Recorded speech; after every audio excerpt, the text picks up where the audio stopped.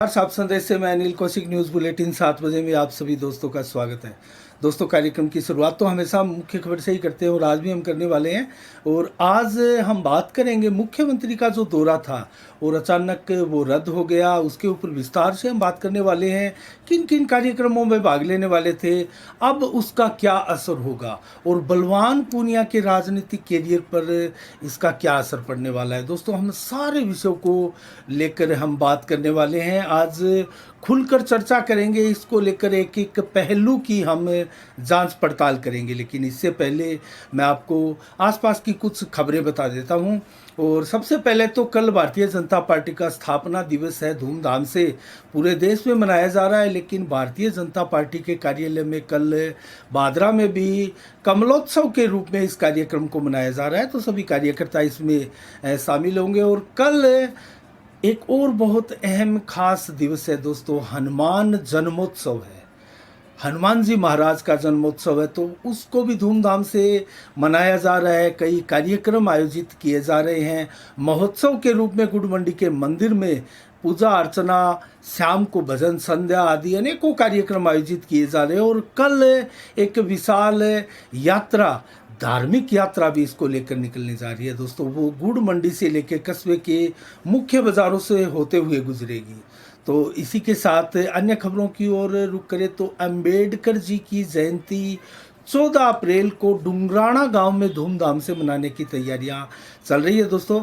और वहां अंबेडकर युवा संघ द्वारा अध्यक्ष जो सुरेश चोपड़ा है, उनके निवास स्थान पर, उनके सानिध्य में उनके कार्यकर्ता जो है वो धूमधाम के साथ इस जयंती कार्यक्रम को मनाएंगे और सम्मान समारोह के रूप में इस जयंती को मनाया जाएगा दोस्तों।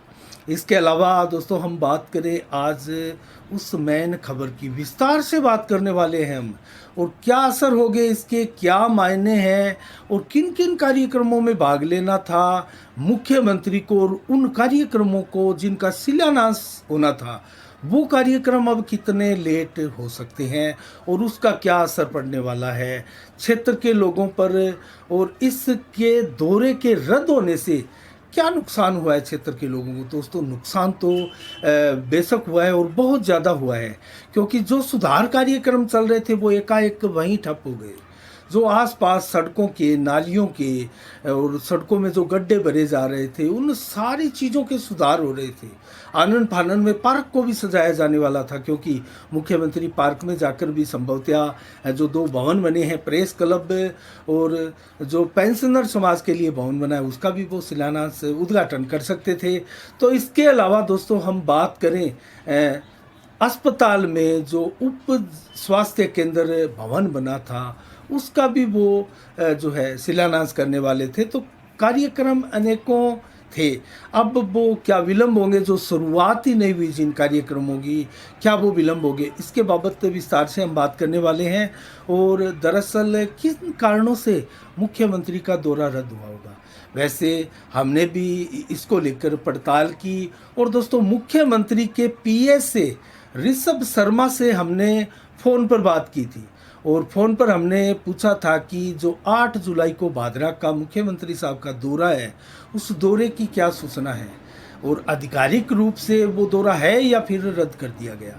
तो दोस्तों, पीएस ने हमें बताया कि वो दौरा आधिकारिक रूप से रद्द कर दिया गया है, क्योंकि मुख्यमंत्री साहब को कोरोना से संक्रमित होने के चलते रेस्ट पर है वो, और वो इस दौरे पर नहीं आ पाएंगे। तो इसको लेकर हम आश्वस्त थे कि दौरा तो रद्द हो चुका है, लेकिन जो तैयारियां थी वो भी रुक गई। तो क्या अभी भी कोई और मंत्री या किसी प्रकार के कोई नेता आकर ये सभा हो सकती है?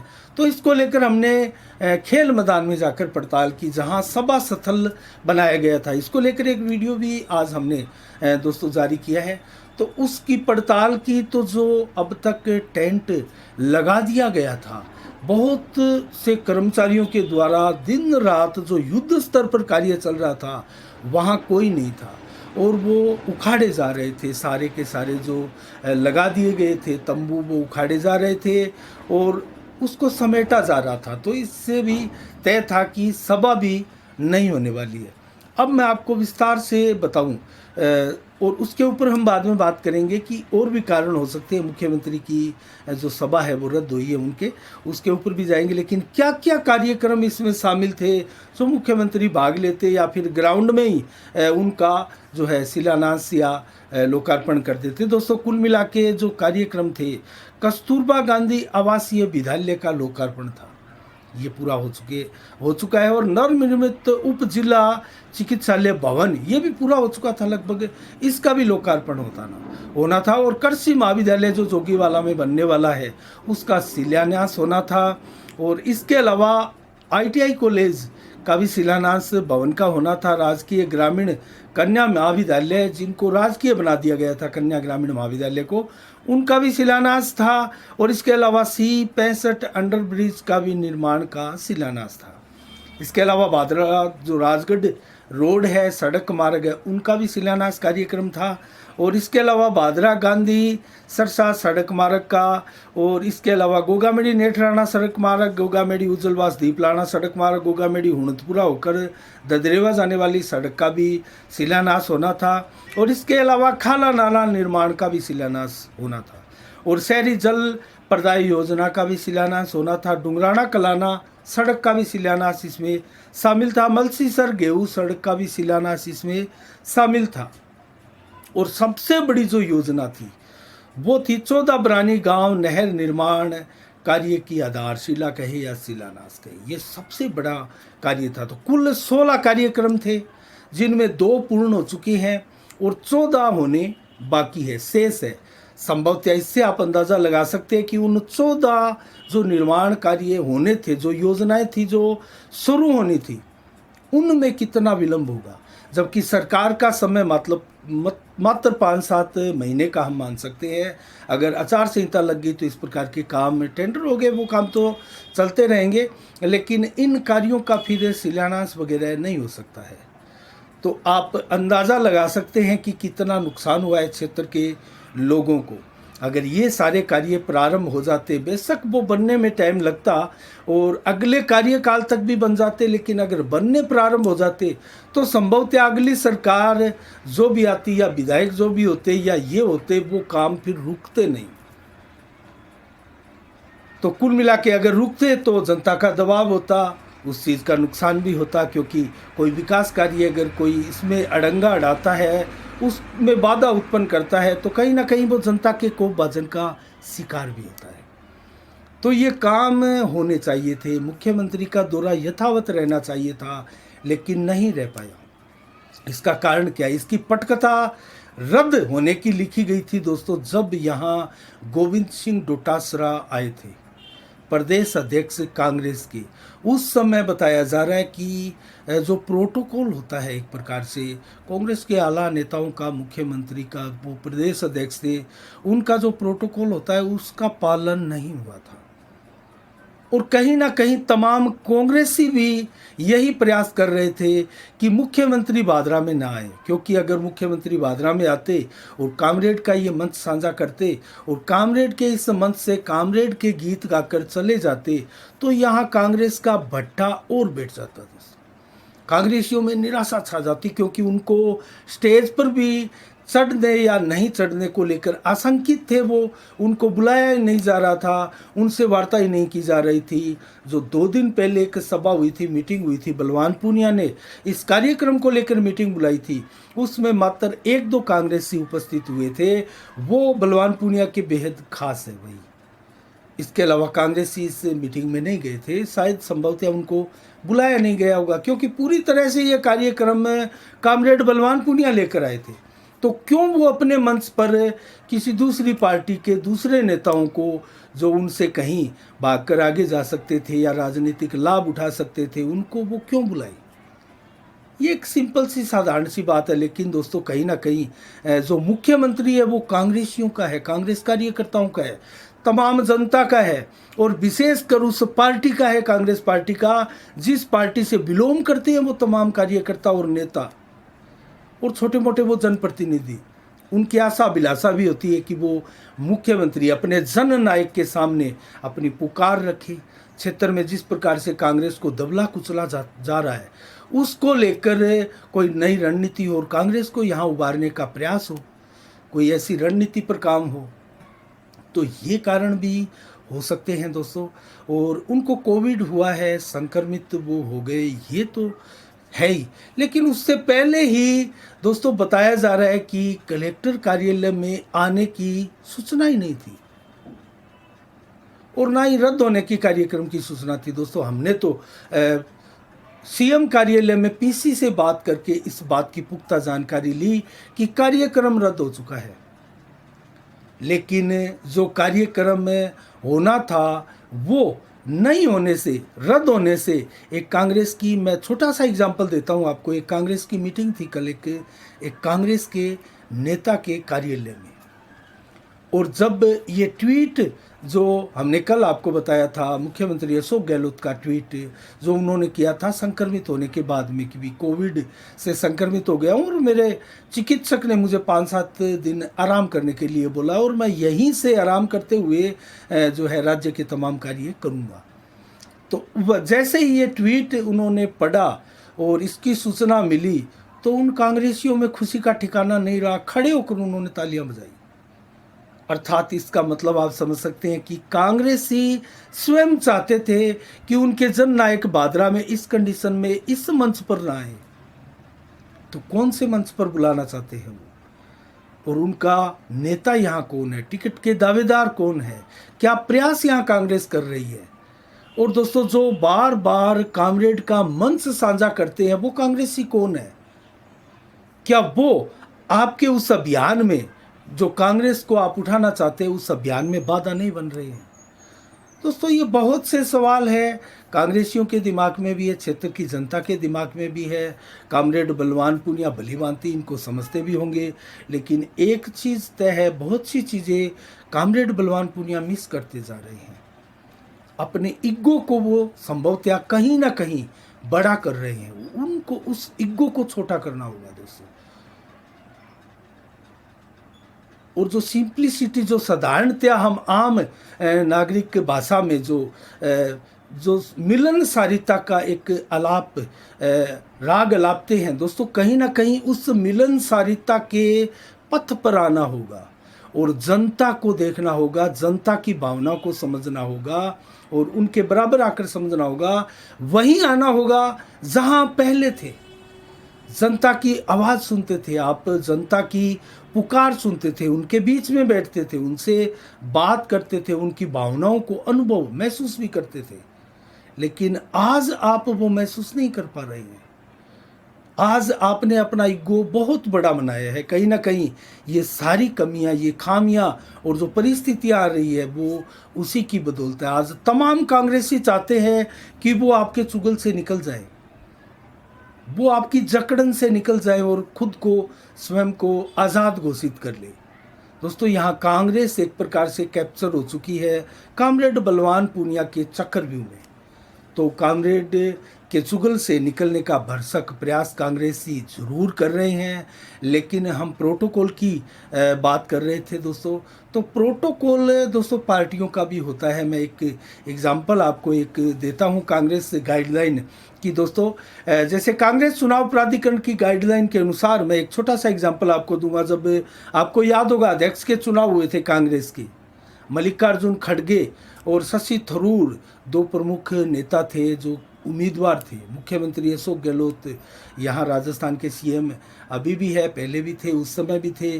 तो मुख्यमंत्री अशोक गहलोत ने उनका एक प्रकार से प्रचार किया था खड़गे जी का, तो वो गाइडलाइन के अधीन नहीं आता दोस्तों। कहीं ना कहीं जो बाद में प्रतिक्रिया आई नेताओं की दोस्तों, कहीं ना कहीं जवाब दिया गया, तर्क वितर्क यही थे कि प्रस्तावक थे मुख्यमंत्री अशोक गहलोत, इसलिए उन्होंने प्रचार किया।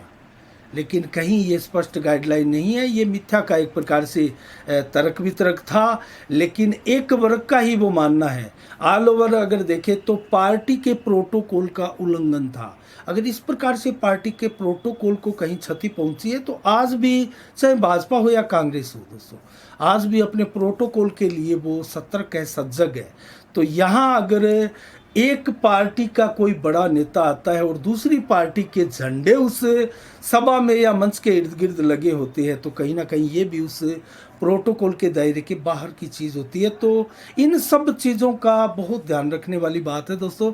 ये कांग्रेस पार्टी के या भारतीय जनता पार्टी के हाई लेवल की बातें हैं, हम उनमें नहीं जाना चाहेंगे। लेकिन दोस्तों कहीं ना कहीं ये भी एक कारण रहा है कि नौहर को जिला बनाने की मांग थी और जोर शोर से नौहर कस्बा वासी, आसपास क्षेत्रवासी और भादरा की ओर से भी बलवान पूनिया स्वयं ये मांग उठा चुके हैं विधानसभा में, और भारतीय जनता पार्टी भी ये मांग उठा रही थी। तो कहीं ना कहीं ये क्षेत्र नौहर जिले की मांग वाला ही क्षेत्र है। भादरा भी अगर नौहर जिला बनता तो नौहर के अधीन ही रहता। उस क्षेत्र में सीएम का ये दौरा था। तो कहीं ना कहीं आशंका ये भी थी कि जिस प्रकार से सुजानगढ़ के सारे रास्ते रोक दिए गए, सूरतगढ़, गढ़साना, अनूप से जो जिस प्रकार से जहाँ जहाँ जिलों की मांग थी और उन जिलों को बनाया नहीं गया, वहाँ स्थितियाँ क्या है आज? धरना, प्रदर्शन, आंदोलन, सरकार हाय हाय के नारे, नेताओं को के नारे। तो कुल मिला के स्थितियाँ कई प्रकार की बनी। कांग्रेसी भी नहीं चाहते थे, प्रोटोकॉल भी एक कारण हो सकता है, और जो कोविड हुआ है वो भी एक बहुत बड़ा कारण आधिकारिक रूप से बताया ही गया है। और इसके अलावा अनेक कई कारण हो सकते हैं। एक हमने जो कारण सुना वो अधिकारियों का था कि यहाँ विधायक मनमानी कर रहे हैं। दोस्तों ये एक चर्चाओं में ज़रूर थी, इसकी कहीं पुष्टि नहीं है, हम भी इसकी पुष्टि नहीं करते। तो ये भी हो सकता है कोई कारण बन गया हो, अधिकारियों ने कोई सूचना दी हो ऊपर सीएम कार्यालय में या उनकी जो टीम जो एसओजी है उनको, कि इस प्रकार की यहाँ समस्याएं आ रही है, यहाँ मनमानी से कार्य हो रहा है और जो स्टेज का कार्य होगा उसमें गड़बड़ियाँ हो सकती है या कोई प्रोटोकॉल बड़े पैमाने पर भी टूट सकता है। तो इस प्रकार की बातें भी हो सकती है। अगर इस प्रकार की बातें अगर हुई तो क्या आगे भी अशोक गहलोत मुख्यमंत्री साहब का कार्यक्रम भादरा में हो पाएगा? ये एक बहुत बड़ी बात है दोस्तों, क्योंकि इस प्रकार की कई संभावनाएं होती है तो इस प्रकार के बड़े नेताओं के कार्यक्रम करने, उनकी डेट लेने और उनका कार्यक्रम फिक्स होना बहुत बड़ी एक टेढ़ी खीर हो जाती है। तो कुल मिला के ये स्थितियां भी हो सकती है, इससे इनकार नहीं किया जा सकता। जो कार्यक्रम रद्द हुआ है मुख्यमंत्री अशोक गहलोत का, उससे क्षेत्र की जनता में हताशा है, निराशा है। बलवान पूनिया पर इसके दूरगामी परिणाम भी पड़ सकते हैं। तो कांग्रेस के प्रदेश कार्यालय में किस प्रकार की सूचनाएं पहुंची होगी और किस प्रकार का मंथन हुआ होगा दोस्तों, ये तो वही जानते हैं। लेकिन आज कांग्रेस सहित 14 दलों को सुप्रीम कोर्ट से बहुत जोर का झटका भी लगा है दोस्तों, क्योंकि एक याचिका दायर की थी इन 14 दलों ने सुप्रीम कोर्ट में। उस याचिका में ईडी, सीबीआई आदि जांच एजेंसियों को लेकर ये याचिका थी दोस्तों, और जिस प्रकार की कार्रवाई हो रही है उसको लेकर। और सुप्रीम कोर्ट ने ये कहते हुए लताड़ लगाई और एक प्रकार से बहुत जोर का झटका दिया कि आम नागरिकों के कानून को आप नेताओं के लिए अलग कैसे बनाया जा सकता है, ये कभी नहीं हो सकता। इसको लेकर सुनने से इनकार कर दिया याचिका को, और इस याचिका को वापस उठा लिया गया। तो कुल मिला के दोस्तों कांग्रेस का अपना एक ओपिनियन होता है, उनकी एक सर्वे होती है। उनके नेता जहां जाते हैं उससे पहले उनकी टीम पहुंचती है, छोटे कार्यकर्ताओं को, विशेष प्रभारियों को भेजा जाता है, टीम जाती है। एसओजी सरकार की तरफ से, तो एसओजी वहां पूरी इंक्वायरी करती है उन नेताओं के लिए किस प्रकार की व्यवस्था है, कार्यक्रम है। लेकिन बलवान पूनिया को ये बहुत जोर का झटका लगा है दोस्तों। उनको आशा और उम्मीद थी कि मुख्यमंत्री का ये कार्यक्रम होगा और उसके बाद में उनका अभियान यहाँ बहुत तेजी के साथ चलेगा, और जो 14 योजना 16 में से जो पूरी नहीं हो पाई, अभी शुरू ही नहीं हो पाई है, वो उनका काम धड़ाधड़ होगा। तो बलवान पूनिया की कीर्ति यहाँ निश्चित रूप से बढ़ेगी। अब वो सारे के सारे काम विलंब से होंगे, कुछ ना भी हो, इस ऐसा भी हो सकता है दोस्तों। सी अंडर ब्रिज वाला भी काम था, जो कहीं उसका अता पता, कहीं कुछ भी उसका हमें दिखाई नहीं देता, और वो भी उसका भी शिलान्यास होना था। तो ऐसी बहुत सी योजनाएं थी, कुल 16। इन सारी 16 योजनाओं को देखकर ऐसा नहीं लगता कि बलवान पूनिया ने बहुत ज़्यादा यहाँ काम करवाए हैं दोस्तों, क्योंकि इनमें से 14 काम तो हुए ही नहीं। दो ही भवन बने हैं, उनका लोकार्पण होना था, लेकिन बाकी के तो शिलान्यास कार्यक्रम होने थे। लेकिन अब मैं एक आपको रोचक रिकॉर्ड जल्दी से बताता हूं दोस्तों, राजनीति से ही संबंधित है। 2018 के चुनाव में कितनी प्रचंड जीत दर्ज की थी बलवान पूनिया ने, और उसके बाद में आज 4.5 वर्ष पूरे होने को है। और इन 4.5 वर्षों में आप आकलन कीजिएगा कि कहाँ थे, किस प्रकार से आगाज हुआ था बलवान पूनिया का, और अब बलवान पूनिया कहाँ तक पहुँचे हैं आगे की पारी दोबारा खेलने के लिए। दोस्तों मैं बात करूं 2018 में शहर में किसको कितना वोट मिला, तो ये मैं 2018 के विधानसभा चुनाव की बात कर रहा हूं दोस्तों। सबसे ज़्यादा बादरा शहर से संजीव बेनीवाल को वोट मिले थे 7,858 भारतीय जनता पार्टी के टिकट पर, और 2 नंबर के वोट मिले थे डॉक्टर सुरेश चौधरी को कांग्रेस की टिकट पर 7,026 वोट मिले थे। कुछ ये रिकॉर्ड ही मान लीजिए, ये रिकॉर्ड है 2018 के, जो मैं जल्दी से आपको बता रहा हूँ। नंबर 3 पर बलवान पूनिया को वोट मिले थे 4,956 वोट, अर्थात पूरे 5,000 वोट भी बलवान पूनिया को भादरा शहर ने नहीं दिए थे। चौथे नंबर पर महंत रूपनाथ 1,352 वोट मिले थे, और 5वें नंबर पर अगर कहें तो 219 वोट नोटा को मिले थे। तो कोई उम्मीदवार और उससे ऊपर नहीं है, इससे अंदाजा आप लगा चुके होंगे। 2018 चुनाव में आंकड़ों की नज़र में देखें तो बलवान पूनिया 88 गांव में बढ़त बनाई थी दोस्तों। 107 गांव में से 88 गांव में बलवान पूनिया की बढ़त थी, और संजीव बेनीवाल की महज 11 गांव में बढ़त थी। सुरेश चौधरी की 6 गांव में बढ़त थी। महंत रूपनाथ की 2 ही गांव में बढ़त थी, गोगामेड़ी और नेठाणा में। और 1,000 से ज़्यादा वोट किस उम्मीदवार को, नेता को, कहाँ से आए, कितनी बड़ी संख्या में आए, तो बलवान पूनिया को 23 गांवों से 1,000 से कहीं ज़्यादा वोट मिले। सबसे ज़्यादा 23 गांवों में से बलवान पूनिया को जो है 1,000 से ज़्यादा वोट मिले। और इस कड़ी में संजीव बेनीवाल का नाम ले नंबर 2 पर, तो 9 गाँव में वो 1,000 से ज़्यादा वोट लेने में सफल हुए थे, जबकि डॉक्टर सुरेश चौधरी ने 5 गाँव में 1,000 से ज़्यादा वोट लिए थे, और महंत रूपनाथ ने 2 गाँव में 1,000 प्लस वोट लिए थे, और वो दोनों गाँव गोगामेड़ी नेठाणा थे। तो सबसे ज़्यादा और सबसे कम वोट कहाँ, किस बूथ से आए दोस्तों, ये भी मैं आपको बताऊं, और कौन से गांव से आए। तो बलवान पूनिया को नेठाणा गांव में सबसे ज़्यादा 2,288 वोट मिले थे। बलवान पूनिया को सबसे ज़्यादा वोट 2,288 वोट यहाँ नेठाणा गांव से मिले थे। और कामरेड बलवान पूनिया को सबसे कम वोट जहाँ मिले वो था गोरखटीला, मात्र 66 वोट गोरखटीला से बलवान पूनिया को मिले थे। अगर इस कड़ी में संजीव बेनीवाल को देखें तो संजीव बेनीवाल को गांधीबड़ी में 2,542 वोट मिले थे। सर्वाधिक वोट किसी नेता को मिले तो वो संजीव बेनीवाल ही है कि 2,542 वोट उनको मिले, बलवान पूनिया से भी कहीं ज़्यादा। और सबसे कम वोट संजीव बेनीवाल को देखें तो गोरखटीला में मिले 75 वोट, लेकिन यहाँ बलवान पूनिया से कहीं ज़्यादा मिले, उनको 66 मिले, बलवान संजीव बेनीवाल को 75 वोट मिले। और तीसरे नंबर की बात करें डॉक्टर सुरेश चौधरी की, कांग्रेस टिकट से जो खड़े हुए थे, उनको सबसे ज़्यादा वोट अजितपुरा गांव से मिले 1,663 वोट, और सबसे कम वोट उनको डूंगरवास से मिले, मात्र 22 वोट उनको मिले थे डूंगरवास से। और चौथे नंबर पर बात करें महंत रूपनाथ की, तो नेठाणा गांव से 1,472 वोट उनको मिले थे। 1,000 प्लस में वो आते हैं। सबसे ज़्यादा वोट में तो यहाँ से नेठाणा से बलवान पूनिया ही आते हैं। तो रूपनाथ को 1,472 वोट मिले थे नेठाणा गांव से, जबकि सबसे कम वोट डूंगरवास से, मात्र डूंगर सिंहपुरा से मात्र 3 वोट मिले थे महंत रूपनाथ को। तो कुल मिला के ये वो रिकॉर्ड थे जो 2018 में बने थे दोस्तों विधानसभा चुनाव के दौरान। और कुल मिला के मैं अगर प्रदेश की बात करूं तो कांग्रेस दोबारा, क्योंकि 2023 में चुनाव है, जल्दी से मैं बता दूं, कांग्रेस किन योजनाओं के दम पर पुनः वापसी की हुंकार भर रही है। दोस्तों यहाँ ओपीएस लागू करना कांग्रेस के लिए बहुत बड़ा एक पॉइंट रहा और चिरंजीवी योजना राजस्थान में कांग्रेस की नंबर 1 चल रही है।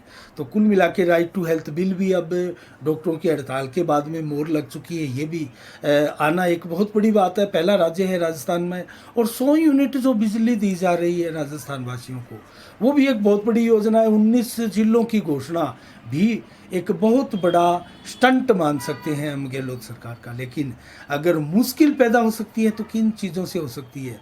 ऐसे अनेकों दर्जनों संगठन हैं दोस्तों जो हड़ताल कर रहे हैं, उनकी विभिन्न मांगे हैं, और ओपीएस में 39,000 करोड़ रुपया अटका है केंद्र के साथ जंग में।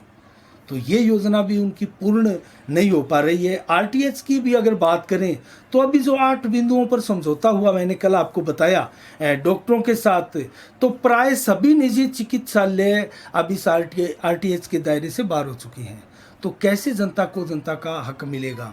और इसके अलावा हम बात करें 100 यूनिट बिजली की, तो दोस्तों इसमें भी पेच है, और इसमें पेच अभी वित्त विभाग ने फंसाया है और इसको रोका है इस लाभ को देने के लिए, और 1.04 करोड़ रुपया रोक दिया गया है। जिनको 100 यूनिट बिजली फ्री के रूप में दिया जा रहा था वो अब नहीं दिया जा रहा है।